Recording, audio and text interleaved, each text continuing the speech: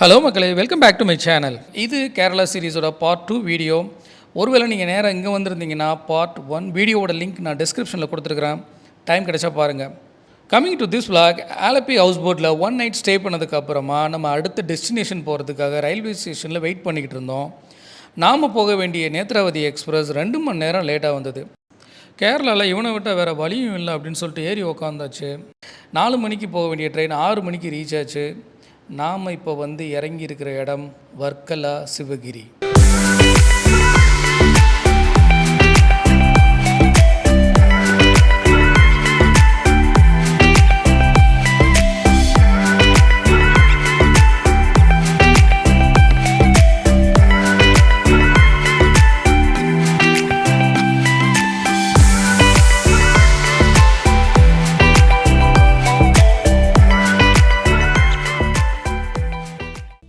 இதுதான் நாம் தங்கியிருந்த ஹோட்டல் ஜோஸ்டல். இங்கே 1 நைட் ஸ்டே பண்ணுறதுக்கு 2300 ஆகும். இங்கே உங்களுக்கு AC room, 24 hours hot water எல்லாமே கிடச்சிரும். இது ஓரளவுக்கு பட்ஜெட்டில் டீசென்ட் ஹோட்டல் வேணும்னா இதை நீங்கள் செலக்ட் பண்ணலாம். பட் இது பார்த்திங்கன்னா பீச்சிலிருந்து 15 மினிட்ஸ் வாக்கபிள் டிஸ்டன்ஸில் இருக்கும். இல்லை உங்களுக்கு பீச் பக்கத்துலேயே ஹோட்டல் வேணும்னா நான் இந்த வீடியோலேயே நிறைய ஹோட்டல்ஸ் அண்ட் ரெசார்ட்ஸை கேப்சர் பண்ணியிருப்பேன். அதிலிருந்து நீங்கள் ஒன்று செலக்ட் பண்ணலாம் உங்கள் பட்ஜெட் மீட் ஆச்சுன்னா. செக்இன் பண்ணும்போது ஒரு கியூஆர் கோடை ஸ்கேன் பண்ண சொன்னாங்க. அதை ஸ்கேன் பண்ணி என்னோடய pan card, Aadhaar card, ration card, பர்ஸில் வச்சுருந்த 4 வீணாக போன விசிட்டிங் கார்டு எல்லாத்தையுமே ஸ்கேன் பண்ணி அப்லோட் பண்ணிவிட்டு உள்ளே போகலாமான்னு கேட்டேன். இல்லை உங்கள் கோவிட் வேக்சினேஷன் சர்டிஃபிகேட்டும் வேணும்னு கேட்டாங்க. அதையும் ஒரு வழியாக தேடி எடுத்து அப்லோட் பண்ணிவிட்டு ஒரு வழியாக செக்இன் ப்ராசஸை முடிச்சுட்டு உள்ளே போனோம்.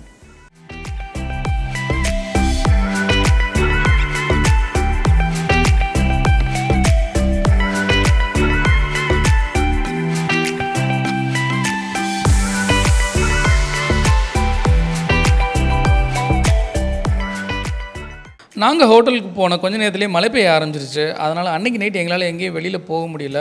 பட் ஹோட்டலுக்கு மேலேயே பார்த்திங்கன்னா ஒரு ரூஃப் டாப் ரெஸ்டாரண்ட் இருந்தது.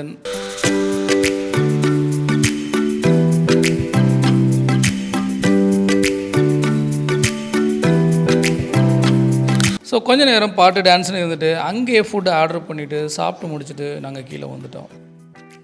நைட்டு பார்த்தா அதே ரெஸ்டாரண்ட்டு தான் இப்போ காலையில் பார்க்குறீங்க. ரெஸ்டாரண்ட்டுக்கு அப்படியே ஆப்போசிட்லேயே பார்த்தீங்கன்னா நீங்கள் கடற்கரையை பார்க்க முடியும். ஸோ நாங்கள் ஃபேமிலியாக காலையில் அப்படியே கிளம்பி பீச்சுக்கு போயிட்டுருந்தோம்.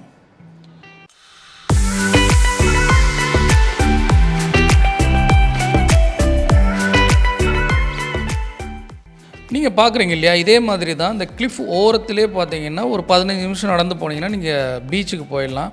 நீங்கள் ஆன் தி வே பார்த்தீங்கன்னா நிறையா ரெசார்ட்ஸ் அண்ட் ஹோட்டல்ஸை பார்த்துக்கிட்டே போகலாம். இந்த ஹோட்டல்ஸ்லாம் ஓரளவுக்கு பீச்சுக்கு பக்கத்துலேயே இருக்கக்கூடிய ரெசார்ட்ஸ். மேபி இந்த ஹோட்டல்ஸ்லாம் கொஞ்சம் எக்ஸ்பென்சிவாக இருக்கும் compared to the hotel what we selected.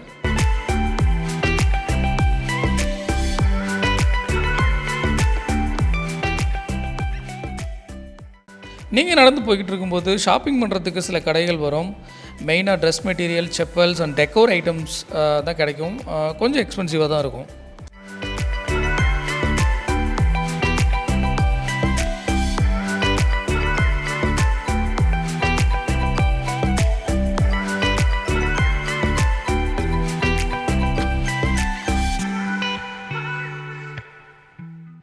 நீங்கள் கிளிஃபோட டாப்லேருந்து பார்த்தீங்கன்னா இந்த மாதிரி தான் உங்களுக்கு செம்ம பியூட்டிஃபுல் வியூ அங்கேருந்து தெரியும்.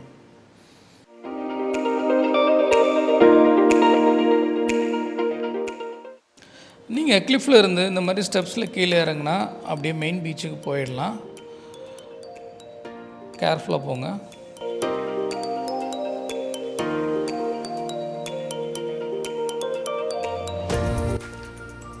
நாங்கள் பசங்களோட பீச்சில் இறங்கி செம்ம ஆட்டம் போட்டோம்.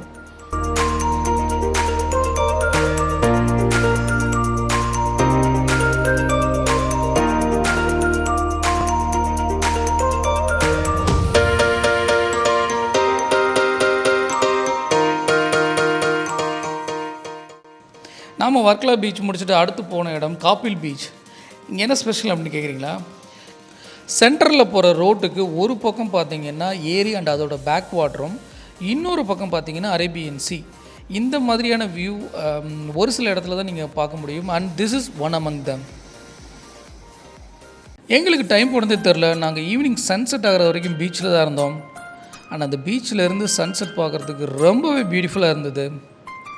Overall it was a great evening we spent together.